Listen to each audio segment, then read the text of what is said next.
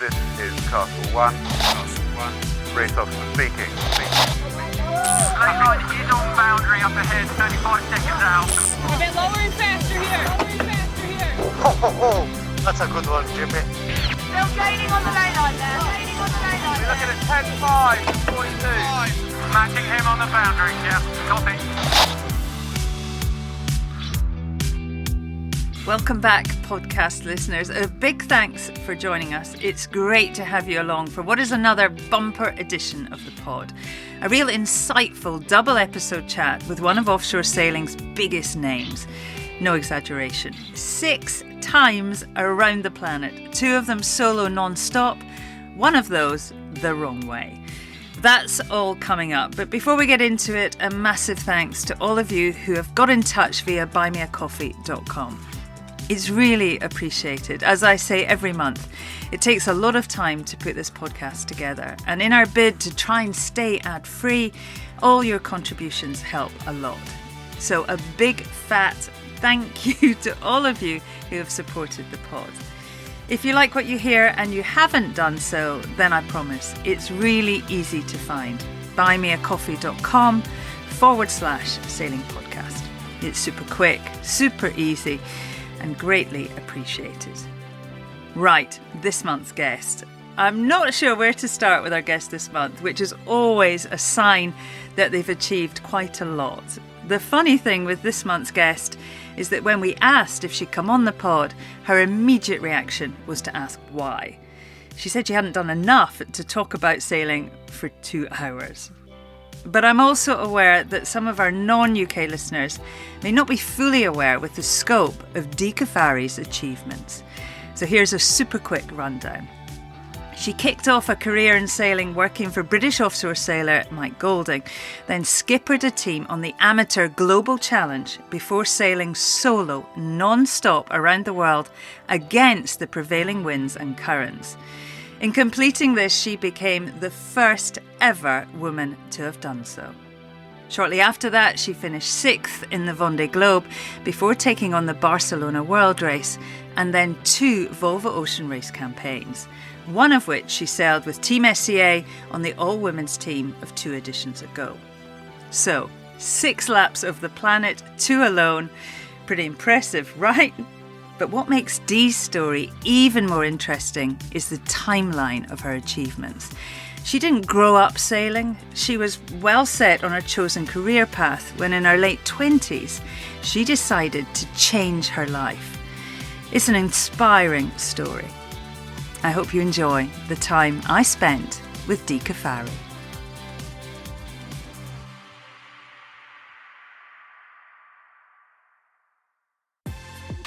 I grew up dancing. I didn't grow up sailing. They had fireworks to music, there was big celebrations, and I was just like, wow, those guys have just sailed around the world. That's amazing. If we don't get him off the boat, I won't have anybody to put the drugs in. And that to me was like the big realization.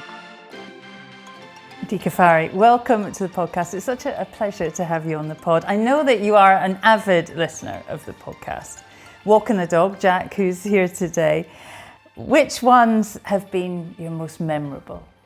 I think the range that you cover is so extreme, right from legends of our sport like Sir Robin Knox-Johnson, right through to the legends of today that we're seeing racing at 50 knots on the water in SailGP, Nathan Outteridge, Sir Ben Ainsley, and I think everyone in between. And that variety it captures me of how they got into the sport, what they've done, their mindset of doing it.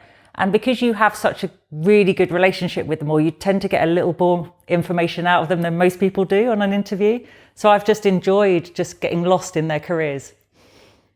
When we asked you to come on as a guest, your initial reaction was, me? I haven't done enough. I mean, as the listeners are just about to find out, that's not really true, Dee. Why was that your reaction? I think because I listen to your podcast and I listen to the stories, and these are people that I'm inspired by, I admire. They've achieved great things. They've got medals, they've got world championships, they've got knighthoods and achieve things that are real recognition. And it's really easy to forget what you've done personally in your life because you're living day to day it's something that has happened, but you've moved forwards, and I'm always looking for the next challenge, and I just think, wow, that would be amazing. And I'm still inspired by their stories today. So to be one of those people that potentially people will listen to, I just think, oh, can I live up to that reputation? No pressure. You have told your story often, Dee, and I know from my own experience, I sometimes feel like I'm boring myself when I'm asked to share my life story again. Having just read your book, I'm very much hoping you're not feeling like that today. I mean, it has been an extraordinary journey. Not the normal. So, most people grow up in boats, they slowly get bigger and bigger, and then they achieve great things. But yes, I don't have the stereotype story and background to my sailing. And I think that's what surprises some people. And there's still quite a bit of my sailing that people don't even know about, because they just kind of see a zero to hero and don't really know the hard work that went in between. Well, 2-hour-long podcast, they're just about to find out. I mean, you listen to the pod, and as you know, the kind of people we have on, and with the greatest of respect to them all, often their pathway is, in a sense, almost preordained, it seems. Brad Butterworth, Mike Sanderson, Kenny Reid, Glenn Ashby, good dinghy sailors. They transition into sailmaking, a job in a sail loft, and into pro sailing. Jimmy Spittle, he went to school in a boat. Ben Ainsley, his dad did the Whitbread, and he was smashing everyone in the Optimist from, well, probably as soon as he could walk. You, though, you don't fit that mould at all. Tell us how Dee Caffari discovered the sport of sailing. Well, I don't fit the mould, and I think that's what confuses everybody. And they can't pigeonhole me, they can't put me into a box. And so I kind of always feel on the outside a little bit. But I grew up dancing, I didn't grow up sailing. And at school, I played sport. My degree was all geared around being as practical as possible, playing as much sport as possible. And as a child, we had a motorboat as our kind of weekend retreat. It was our weekend caravan. It just happened to move every school holiday, and we'd go on our Easter holidays and summer holidays. And I guess that's where I learned the love of being on the water, and probably my seamanship from my dad. But it wasn't the sport of sailing. It was, kind of cruising around, seeing different places, which was cool. But it was not until I went to university that my major was in outdoor activities with physiology and biomechanics. And by doing outdoor activities, I was in Leeds, so landlocked. But one of the activities we did was sailing. So we did our dinghy sailing. And when we went up to we went off to the west coast of Scotland. And we went sailing in the Outer Hebrides, and I loved it. And that's when I learned that two boats sailing in the same direction are immediately in a race, whether the other person knows it or not. And I thought that was great. So actually I followed that up and did my yachtmaster at night school while at university. But I was still kind of in an environment that didn't really show me what careers were available in sailing or maritime sector. And I went in to do my PGCE and became a school teacher. And it wasn't until I had a number of experiences where influential people in my career passed away. And it was a case of letting me realise that life's quite short and you have to make some decisions to put in the stuff you want to do, otherwise it's too late. And that was when I kind of did my career change, much to my mother's dismay, but made it work. Everyone always says, it's so well documented, isn't it? Dee Caffari, former teacher. It's the one thing everyone knows about you. Talk me through that decision, that transition. I mean, you have a good career path, you're doing well as a teacher, and now you're going to jack it all in and do something that actually you didn't know that much about. Talk us through that time, Dee. Well, I was managing an international college, dealing with international students, and I had a mentor pass away. The year before, I'd lost my father, and one of the last conversations we had together was, he said to me, are you going to talk about it or are you going to go and do it? And that was because I was always full of ideas. I wanted to do this, wanted to do that. And he was like, yeah, that's great. What are you going to do? And so that was obviously a seed that was germinating slowly. And then I'd had a few losses. So I booked myself on a holiday, quite a fancy holiday for me at that stage. And I went on a sailboat on a dive holiday. So we sailed between dive sites and it was just the ultimate and it was amazing.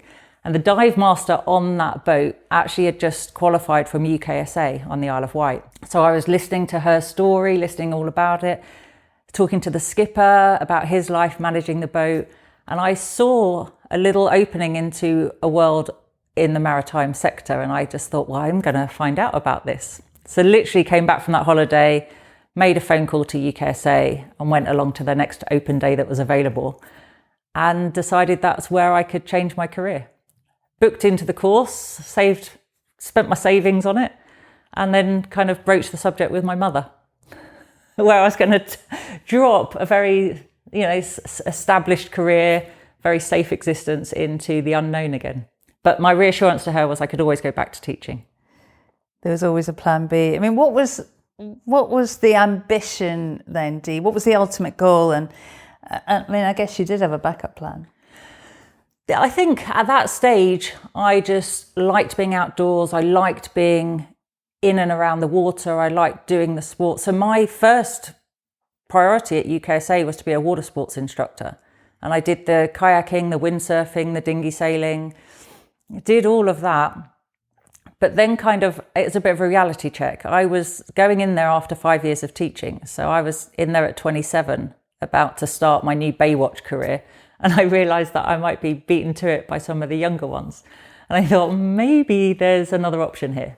And at UKSA, suddenly I was in this environment where I was being exposed to a lot more options. So I then looked at yachting, as they call it, and what that could lead to.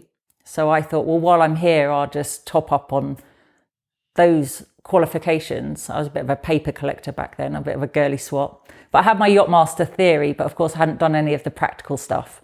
So I kind of ticked all those boxes and realised then that I had a lot of tickets to go and get the experience. And that was when I suddenly learned about offshore sailing and what was involved.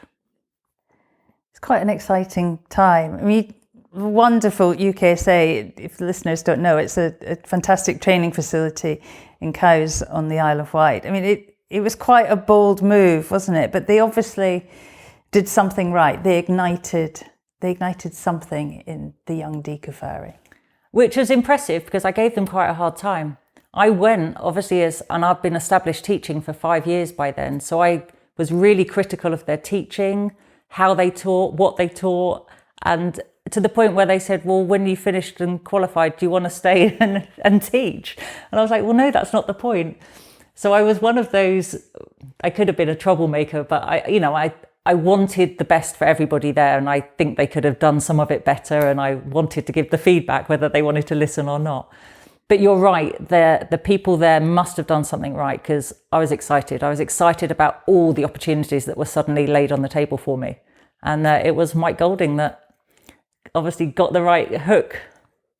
Yeah, we'll just get to this. I mean, I love this. Your first job was with the British round the world sailor Mike Golding, working as part of his team. He was right in the epicenter of offshore racing at that time, wasn't he? A Vendée campaign racing Ecover. I mean, looking back, what did you learn from that time and from Mike? It's quite funny because he's such a powerful, dominant figure, and to go as quite a naive person into the industry for the first time. The team around him were really good, really welcoming, and are still friends of mine today, right from 20 years ago when I first stepped on the boat, to serve drinks and coil lines and just do what I was told. And I suddenly realised just what's involved, the background story, and how many people are involved to making one person's dream on the water come true. And we know that, whether you're an Olympic sailor or an offshore sailor.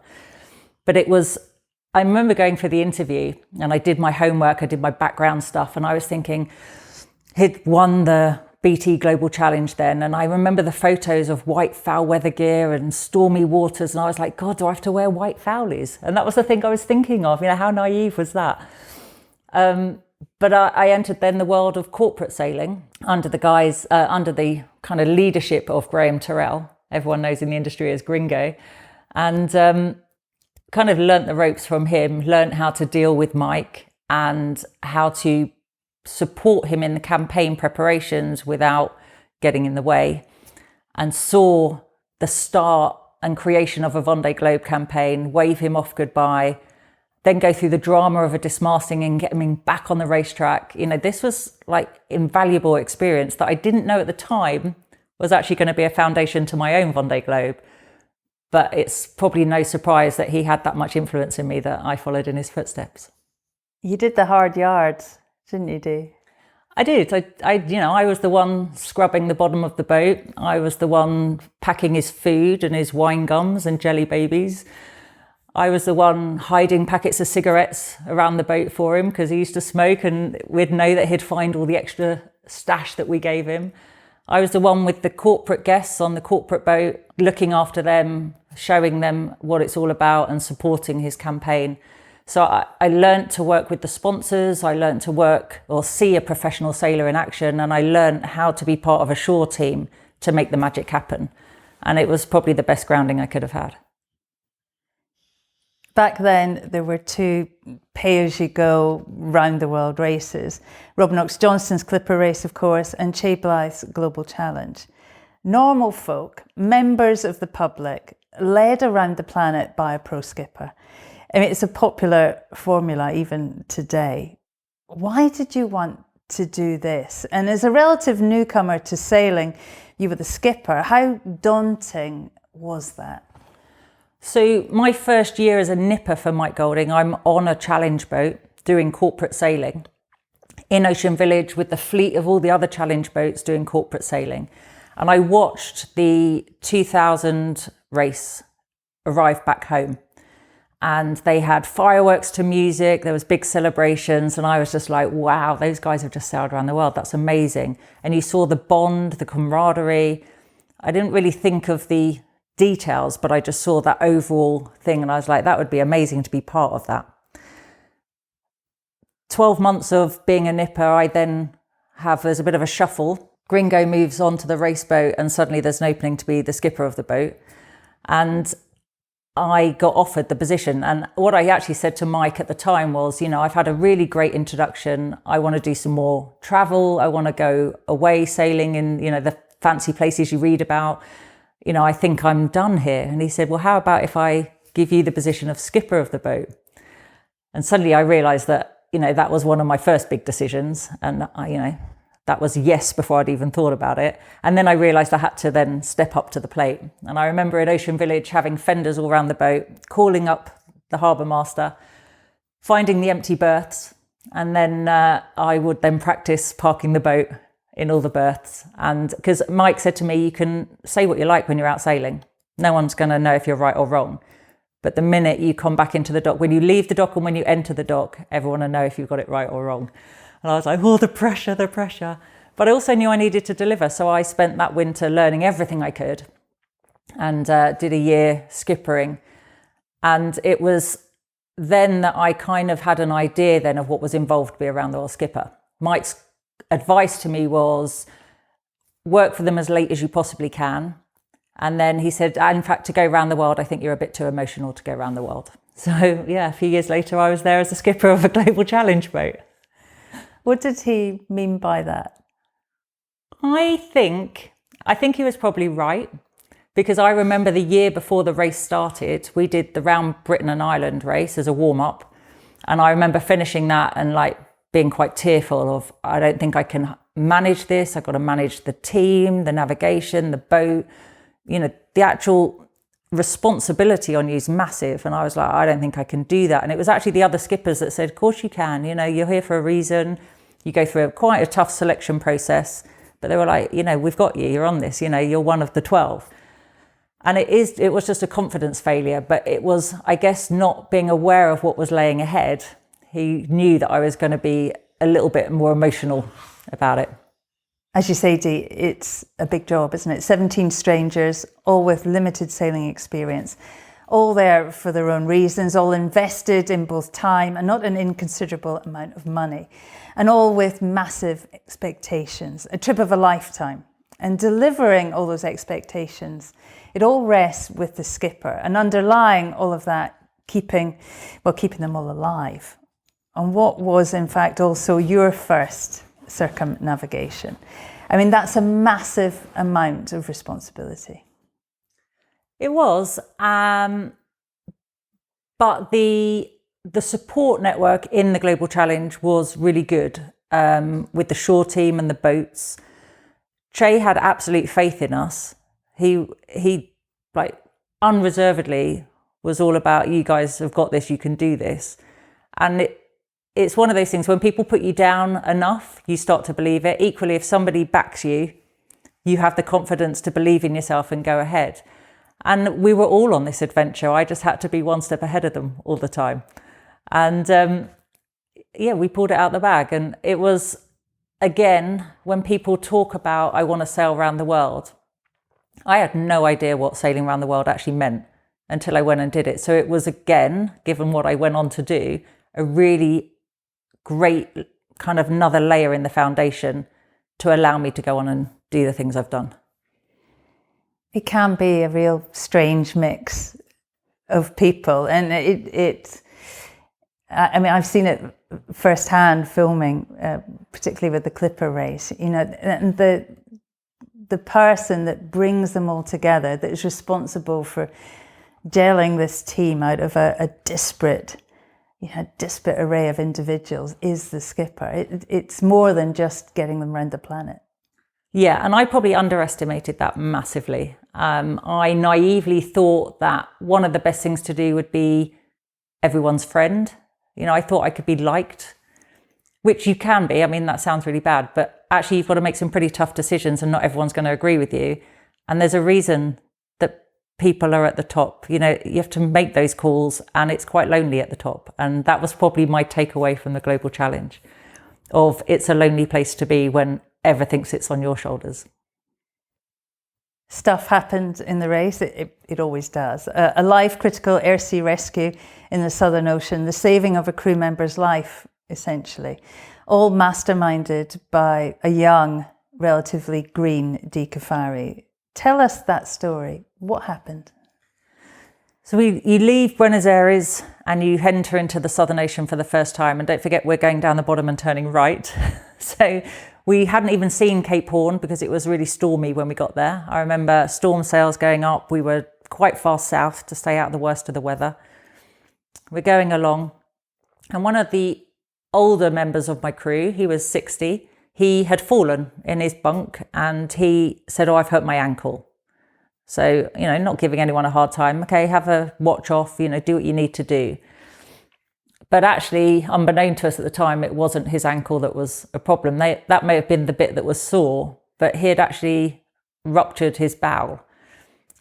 But you can't visibly see that. So I was lucky. My medic on board was actually a GP. So he started to treat John and manage his symptoms, which was quite big bloating. He wasn't really eating and drinking properly, and he wasn't going to the toilet properly.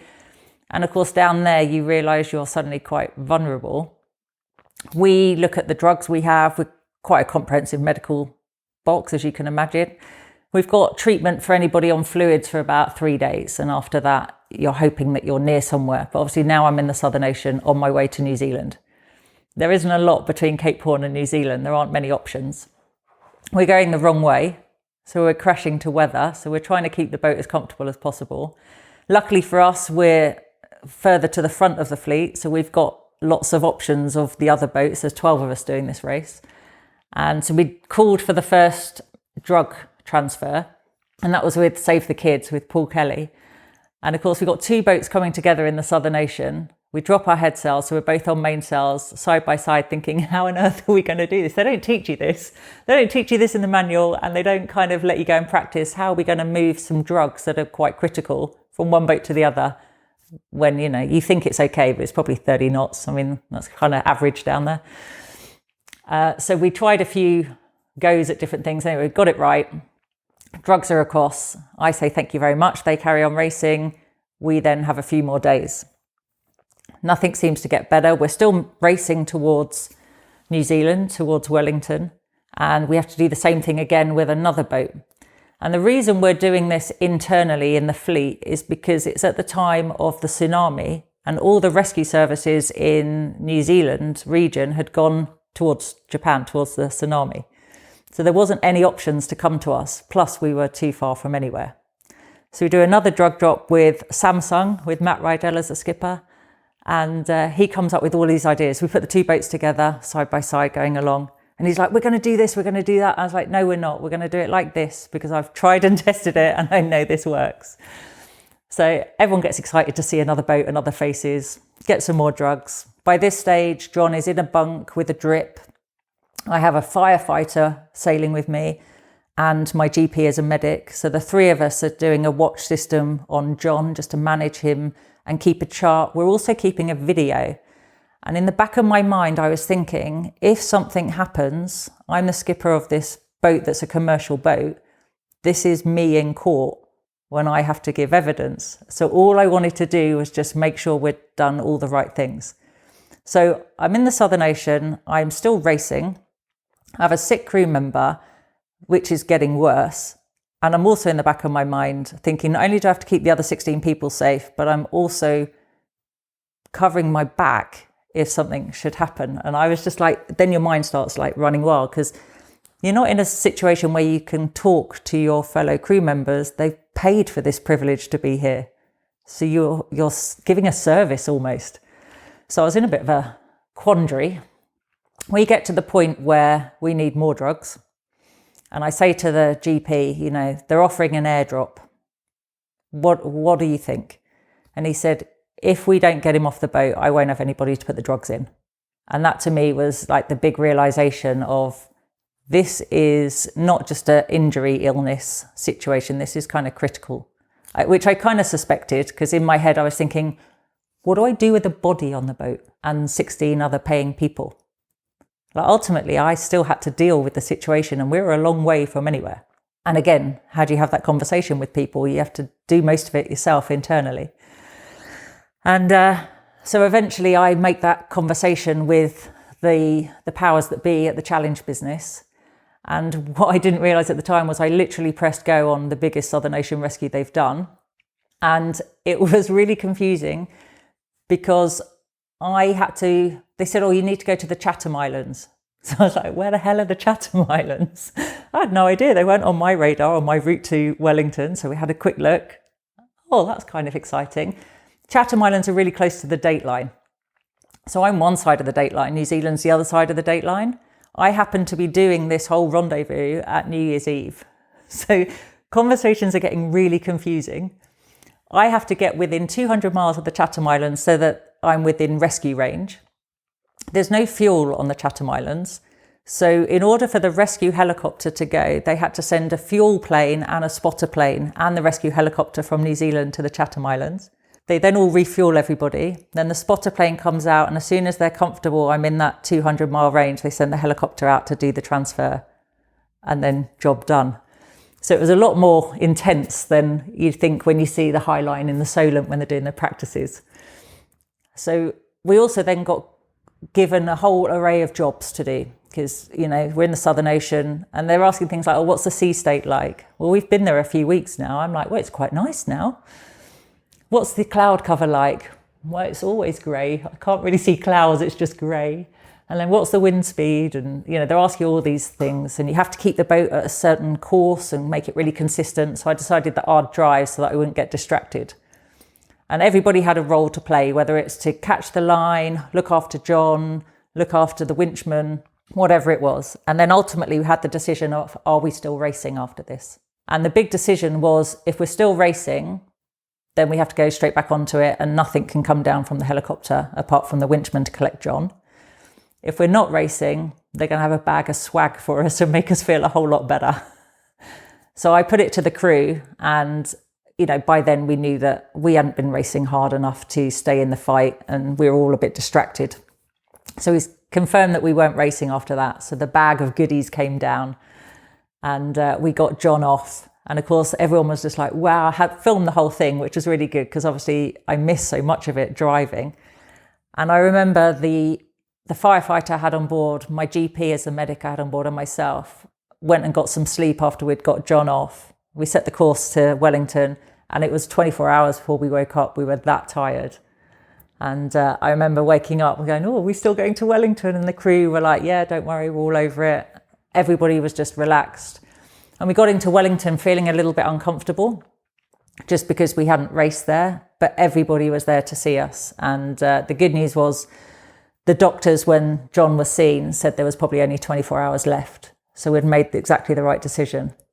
And what was nice is obviously we had an empty place on the boat because John was going all the way around the world with us. And we had the winchman that did the rescue come in and take his place. So it was kind of a really nice serendipity way to deal with it.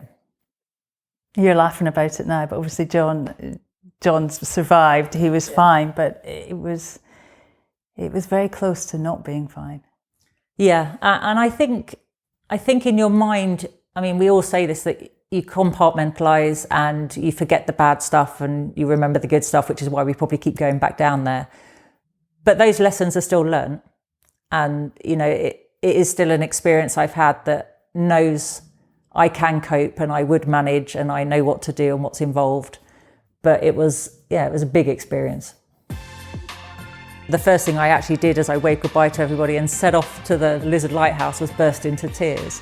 I remember Southampton had AA road signs with my homecoming. I'd literally just exchanged my 42-tonne steel tank for an 8-tonne carbon fibre race machine. The Global Challenge was owned and run by the formidable adventurer Che Blythe.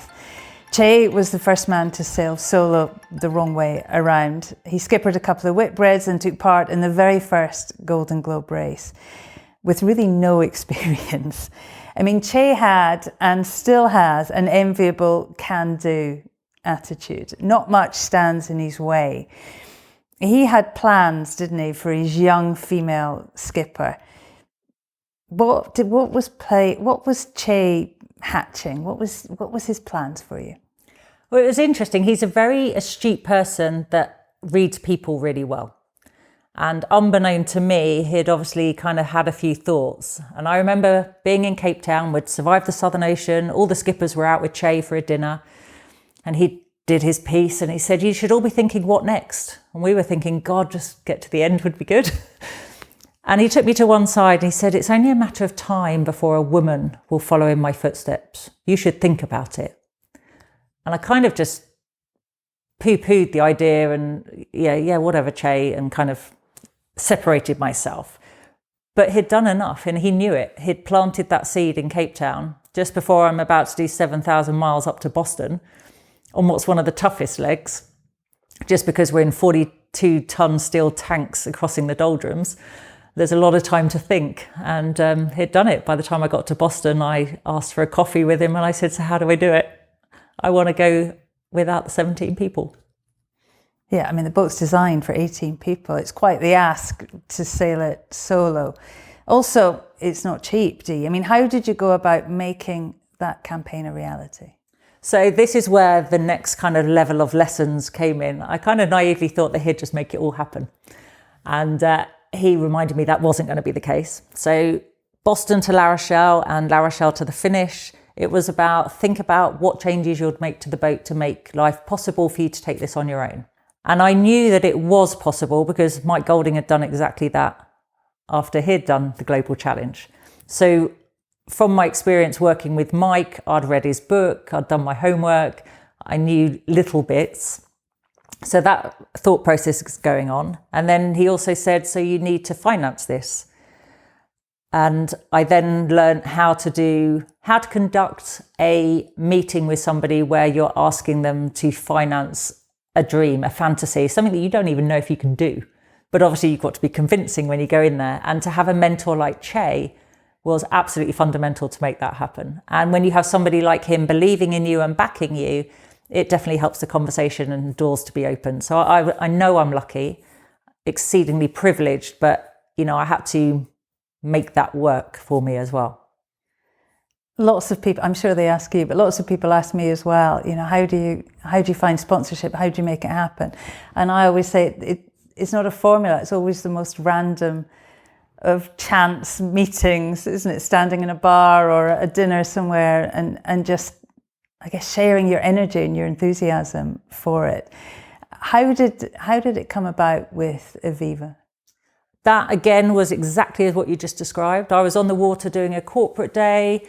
I think Ellen had been out sailing with guests, and there was a rib on the water and they did like a little circle round us, and I waved, and one of the gentlemen in there was somebody I knew who worked for Aviva, and he'd been out for a sail with Ellen and was buzzing. And I said, oh, we must catch up, waved, and that was it. And I was like, oh, that's a really good person to ask advice from. So I gave him a call or sent an email, and I basically did this is an opportunity I've been presented with. Che's supporting me, but I don't really know how to go about it. Can I ask for some advice on how to make it happen?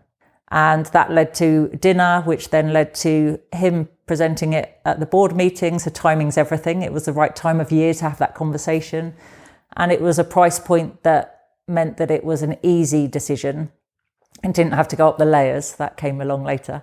And the next thing I knew, 3 months after the Global Challenge, I was off on the same boat without the 17 people. It was a madly tight turnaround. As you say, 3 months to get ready. And I'm sure most of that time spent writing lists, things to do. I mean, describe that feeling when you eventually crossed the start line and you were off.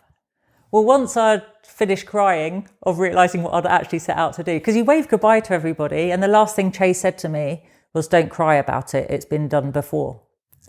So of course, in your mind, you're like, oh, okay.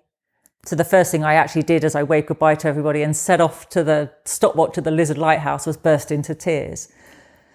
And so I made a cup of tea and realised that was the way the next few months were going to go. And it was an emotional roller coaster. But you're right, it had been so busy between driving from here to Plymouth and back again, working with the team, adapting the boat, getting food organised for who knew how long, because I'd never done it before, getting the advice from the right people, that I hadn't really sat down and thought about the fact that I was going to be on my own for 6 months. I hadn't really thought about how long it was going to be. So yeah, it led to the most bumpy emotional roller coaster ever. And that's when I learnt about myself. I read your book that you wrote about this challenge, Against the Flow, if anyone wants to read it. It's a good read.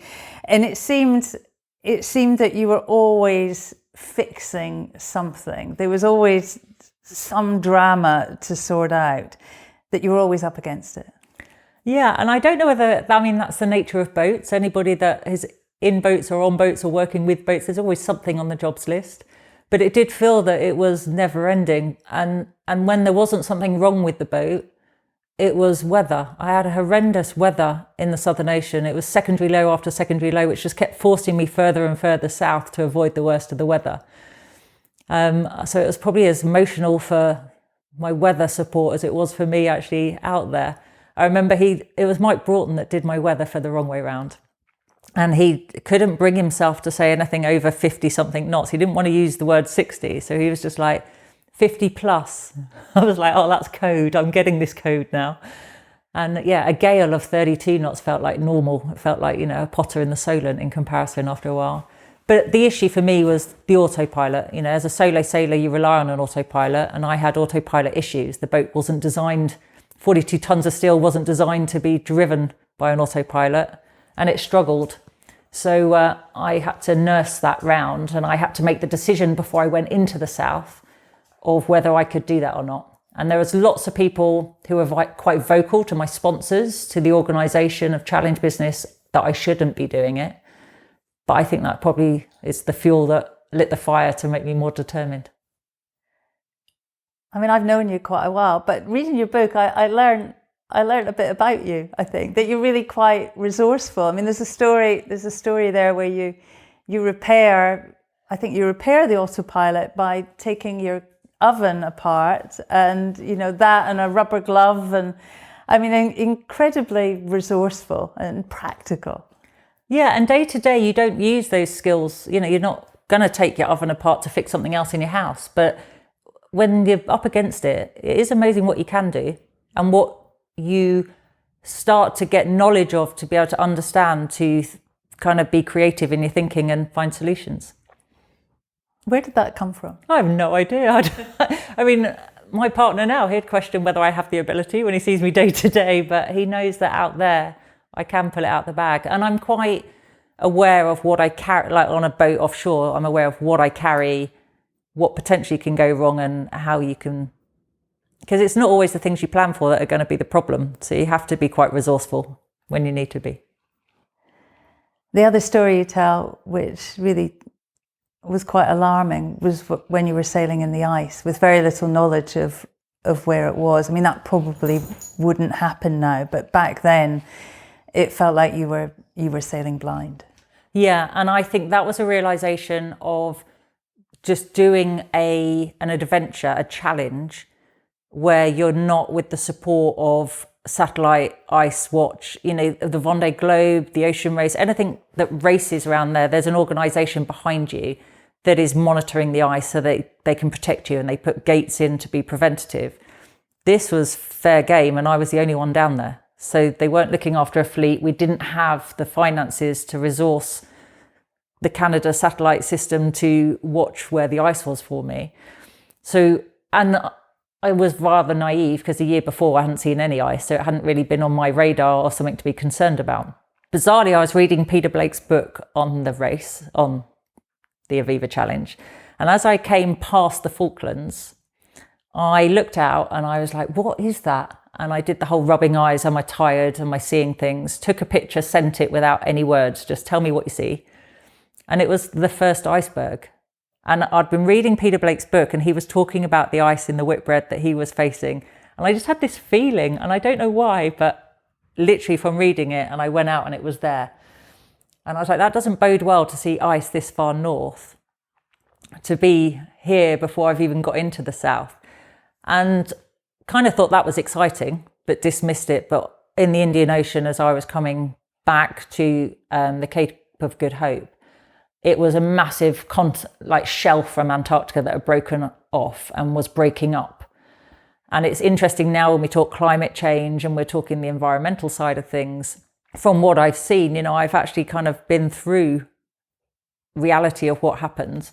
And it was a friend of ours working in Tasmania that did a lot of environmental analysis that said, oh, this has happened and she's right where the shelf's breaking up. It's going to take a while. The quickest way is this direction. And we had kind of some information. But I remember Skip Novak, I was asking, how do I deal with ice at night? Because during the day was one thing, but that first night, I just remember thinking, what do I do? Because it was everywhere. And Skip Novak responded and said, tell her they glow in the dark. And I was just like, I was tired and emotional, but you can imagine I wasn't really impressed with that response. But he is right. They have like a loom about them as it gets dusk, and it is quite magical. And then it's dark and you can't see them, and you just hope the radar does. How tough was that part of the race for you when you look back? That was my lowest point. I kind of am quite lighthearted when I talk about it, because it is quite exciting to see icebergs, because generally in races you're not going to see them because they keep you away from the worst. And this was an opportunity where I got to go as far south as I wanted. Global Challenge, I'd been as far south as 61 south. And here I was on the Aviva Challenge being the only boat down there, and I was probably at 58, 59.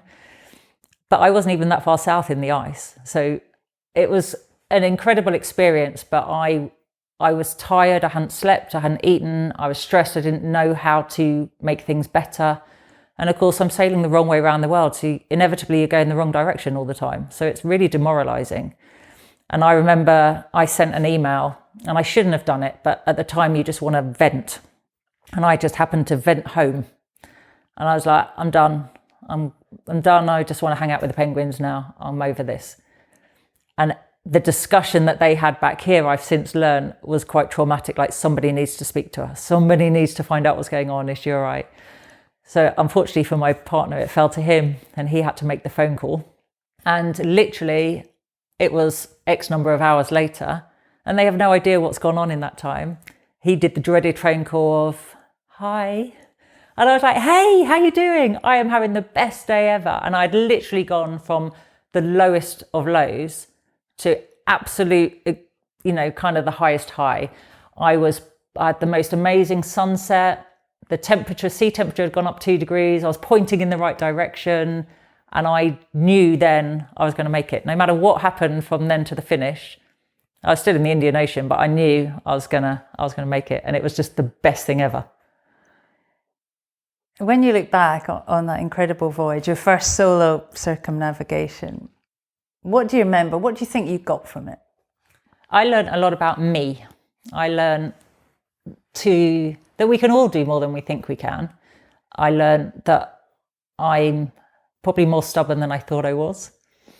I like to call it tenacious, but most people will call it stubborn. And, I'd kind of rise to a challenge.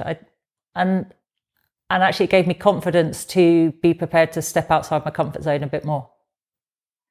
6 months at sea, 178 days. I mean, how much of a relief was it to finally cross the Ushant line and claim the record, the first woman to sail solo the wrong way around the world? That was cool. It's hard because you're in this little bubble, you're in your 72-foot world for all that time, and you don't really appreciate the impact of what it's done. And I remember when we arrived, I stayed a night in a hotel, and at breakfast the next morning, the guy came with newspapers, and I was like, "Oh, you're all right," because I was busy talking and quite excited. And he said, "No, they're for you, you're in all of them." And I was like, wow. And I hadn't really prepared myself for the impact it will have had by having that achievement. The homecoming was massive. I mean, you were front page of every British newspaper. Describe that day, Dee, when you arrived back into Southampton. Well, it was British, very British, absolutely torrential rain. I remember that. But I don't think I didn't notice. I was just so excited to see people. But what was really funny, I just wanted to tell everybody what I'd just done for the last 6 months. The guys jumped on the boat after the finish line, and there was 4 of them. They had to take a watch system to listen to me. I literally talked at them solid for 24 hours. And they were like, "Make her stop." And I was just like, "Oh, and then I did this, and let me show you how I repaired this. And then this happened, and look, I fixed this." And I was just downloading 6 months. And then I kind of then had to catch up with how to live in the real world of a daytime and a nighttime, and sleeping through the night and driving and fresh food. It was a bit of a sensory overload initially. You've completely glossed over it, but it was a massive deal, your homecoming. Princess Anne was there to greet you. The Solent was full of boats escorting you back in. Thousands and thousands of people there to greet you. I mean, it was a huge story. It's true, actually. I do forget, and you're good at making me remember it. But the boats on the water started at the Needles. I mean, they came out from the Needles all the way through to Ocean Village. And I remember Southampton had AA road signs with my homecoming on. I was just like, wow, I'm on a road sign. That's amazing. But yeah, the number of people, given the weather as well, was just amazing. It was really cool. Very cool. Wasn't Mike Sanderson Moose the first to congratulate you? Oh my God, that was amazing. So as I came into the finish was obviously the Lizard Lighthouse for me, and I was coming up through Biscay. It was 50 knots, and I knew I had to go towards Wolf Rock, and then I was going to jibe, do the big jibe, and then come into the finish line. And the Volvo Ocean Race at that time was coming in across the Atlantic, and they were going to Portsmouth. And we were all kind of closing in on the same spot at the same time. And as I was coming up to Biscay, I had a call on the satellite phone, and it was Moose on ABN AMRO 1. And I was just like, wow, he knows who I am. This is so exciting. And he was coming in to win overall before he'd even finished the race. So it was massive for his team. And he was literally the first phone call, and he said, I've just told my team what you've been doing. They think you're crazy, but congratulations. And we'd like to invite you to come and join us for the import race. And I was just like overwhelmed that he'd done it. But that was also a bit of a double-sided sword with the ocean race, the Volvo Ocean Race at that time, because it was just as Hans Horowitz had lost his life on ABN AMRO 2, and then Movistar had to be abandoned. And we were all kind of liaising together. And of course, I'm in a really big boat on my own, so I had plenty of room. So the discussion was, should I go to meet Movistar and collect the crew? So that ABN AMRO 2, given that they were dealing with Hans at the time, could come in without that pressure. And all I was thinking was, please, can I cross the finish line first? It's taken me 6 months to get here, and then I'll go and get them. And I was like, and I've only got mashed potato left to eat, so they're going to have to bring some food. I was just thinking, really? I was like, I can go upwind in 50 knots, that's fine. I've been doing that a lot. But I was like, please let me cross the finish line first. How did life change for Di Caffari after the Aviva Challenge? Reality hits hard and you come home and life is normal. But everybody asks you what's next. And the funny thing was, at one stage in the Southern Ocean, bizarrely, I couldn't tack. I couldn't get the boat through the wind, no matter what I did.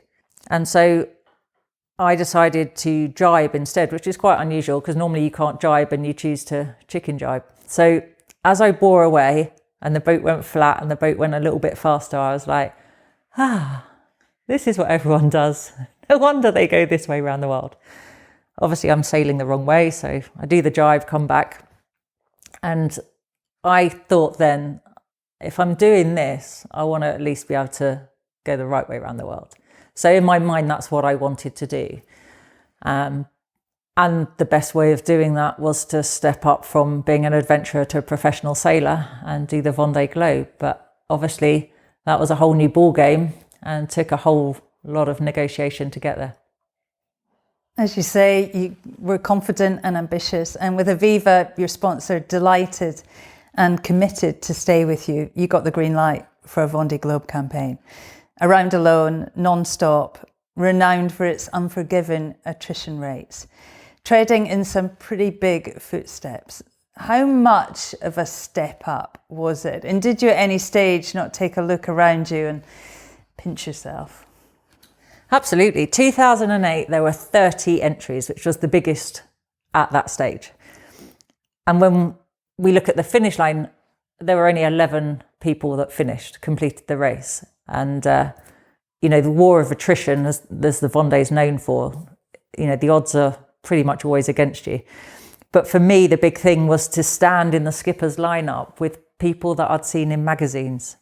Yeah, I was stood alongside Mike Golding, who had been my first employer, the first mentor in the industry, and here I was racing alongside him.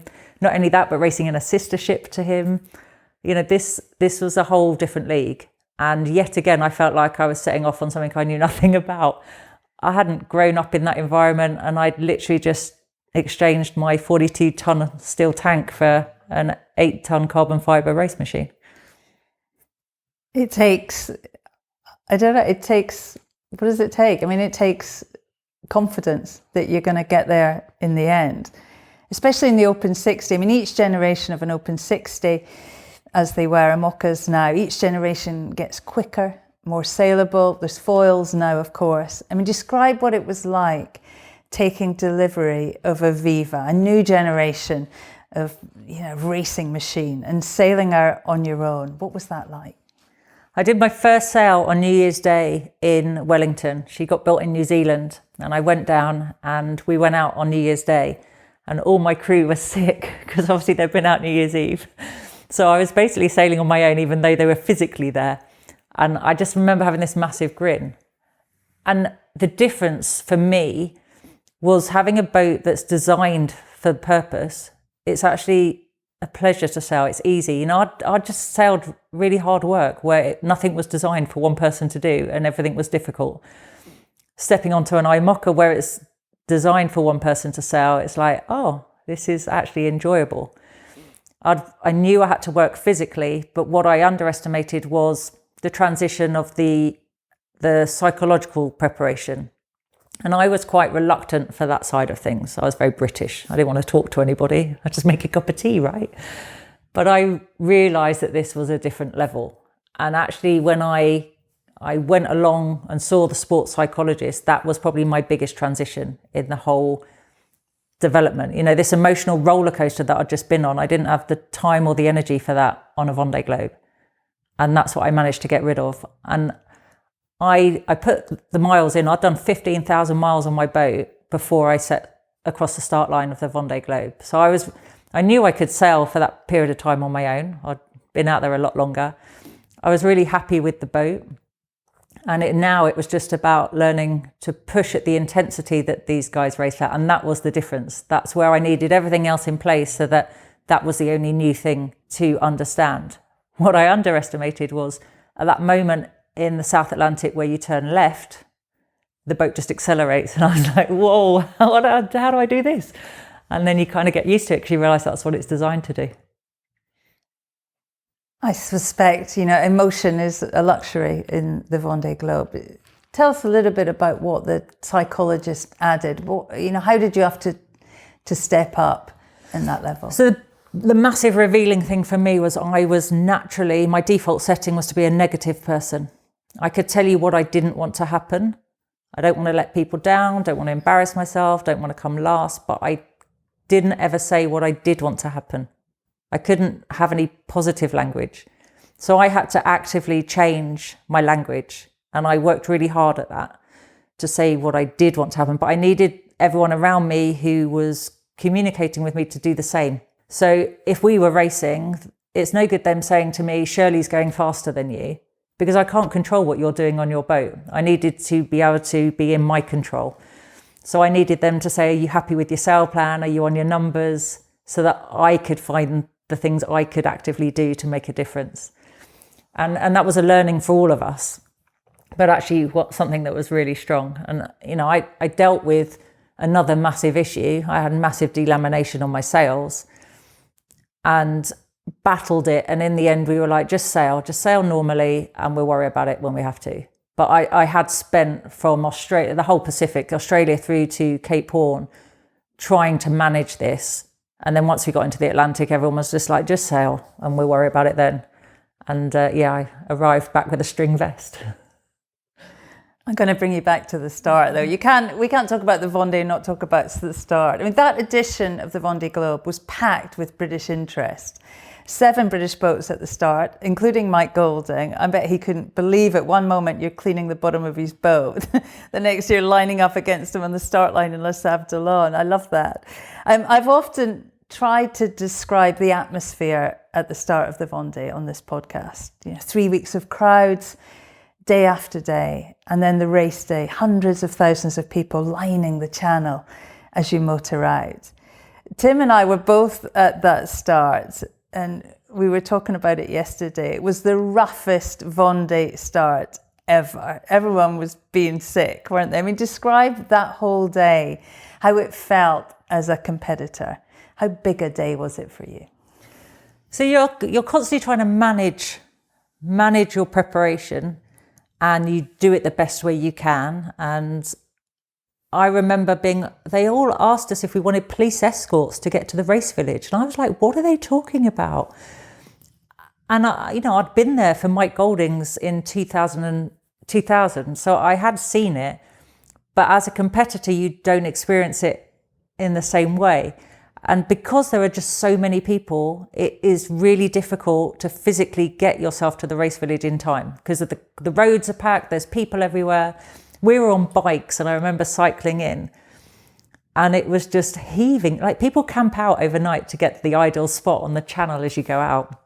And the other thing that was hilarious was I was the first boat out in the fleet of 30. So it was up to me to be on time because they needed the schedule, because otherwise we run out of water to get the boats out of the harbour. And I remember doing the BBC interview and then, going, and everyone's there and everyone's quite emotional. And I was actually just really excited because I was going to do what I'd prepared to do. And I look at the video, and as you say, it was 7 British sailors all doing it, which was massive. It's the most we've ever had. And there was everyone's different level on the scale of emotion. Some people, it was impending doom. We were going out to a forecast of 50 knots. Like, we were going to get hammered the first night. We knew we had to go through a massive front in the Bay of Biscay. Then we were all going to tack, and then you have to go south, and eventually you'll get into a pair of shorts. That was in my head. That's what I needed to do. And I left really early, and of course leaving at 7:30 in the morning, and the start isn't until 1:02, so it was a real long time to kill. I actually went to sleep, and it still kills my shore team today that they remember leaving, and they were just like mincing around outside the harbour by the start line. And I had a couple of hours kip, then I had some lunch, and I woke up and they were like, there's your start line. I was like, marvellous. And then I don't know whether it was a collusion of the French against the British or not, but I wasn't on the right VHF channel. Whether I'd missed it in the briefing or they'd changed it, I don't know. I think they were just ganging up against us.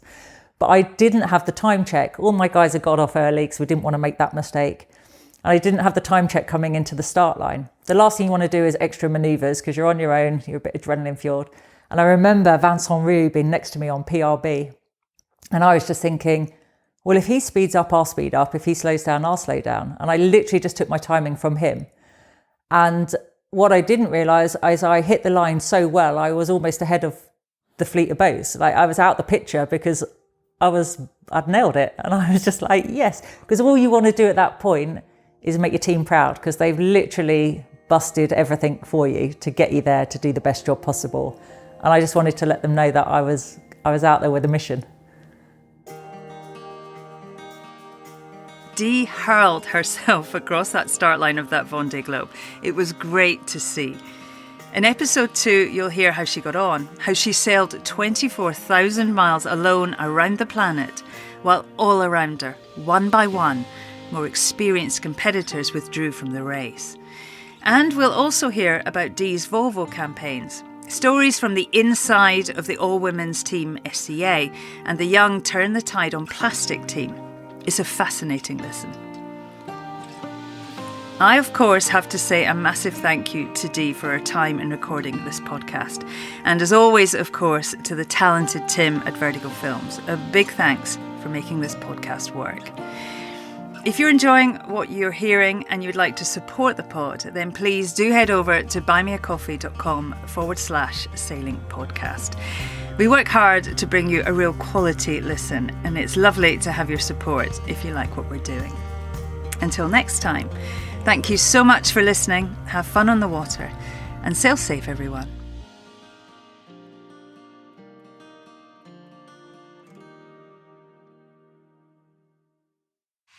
This is Castle 1. Castle 1. Race officer speaking. Lane line is on boundary up ahead, 35 seconds out. A bit lower and faster here. Ho, ho, ho. That's a good one, Jimmy. Still gaining on the lane line there. We're looking at 10.5 and 42. Matching him on the boundary, Jeff. Copy. This is Castle 1 standing by. Out.